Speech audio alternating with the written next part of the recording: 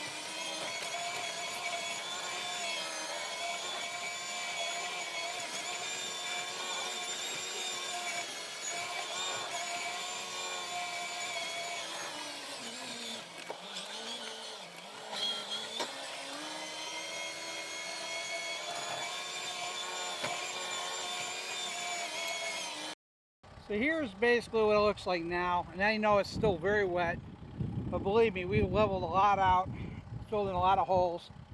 And let's take a quick walk to the back so you see what I was talking about. Now this definitely needs to dry out more. The drier it gets, the better it gets. But what's nice about that TR3, it has the ability to drag, level, self-level. It doesn't have all that material like you would in a box scraper plugged up underneath it. And the scarf barrier teeth will make it easier to loosen stuff up with it too. This was a big hole in here that starting to fill up, and I could have used a skid steer. Also, there's a machine called a SR3 that would do just equally as well. But the tractor version works fine as long as you're not in the super soaky, sticky ground. So now this will give it an opportunity to dry. Footing is better for the horses to come out here versus something like this. And this over here needs to be pulled out. It's still too thick, but it gives me the ability to move it around because there's a lot of chips here we're putting in here. This is a pile of chips and manure. And this is our travel gate. I always try to keep a lot of chips in the gates because this is where animals go through. They just tear it all up.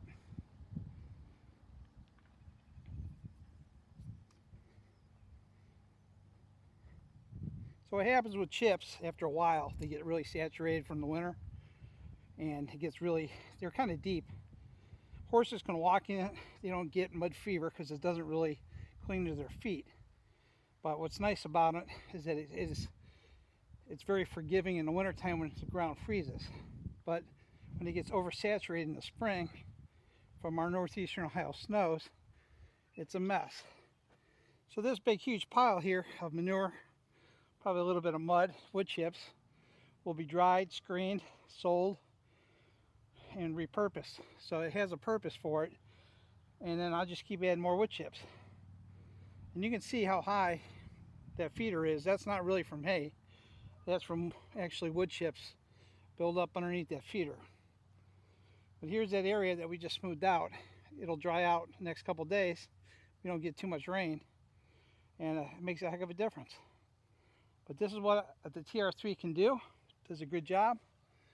Didn't take too long, and if it dries another 2 days, this thing would look like ballpark smooth. So this is the way I like it, and this is why I utilize that machine. Hey guys, thanks for watching this video on the TR3 made by ABI Attachments. You know, I'm not sponsored by them, but I really love their equipment. The SR3 and the TR3 are great tools that have really helped me out on my farm.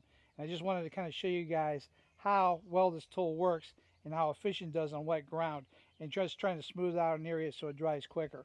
And this thing does great finish work once you get that stuff leveled out. So I just want to give you a taste of what I deal with in my pastures and how I kind of maintain them. And check out the ABI line and the TR3s and the SR3s. The SR3s is the skidster version, and I own one of those too, and they work great. So thanks for watching, guys, and hopefully this gives you some ideas of a tool that's on the market that's well worth checking out. Until next time, thanks for watching, and I'll talk to you soon.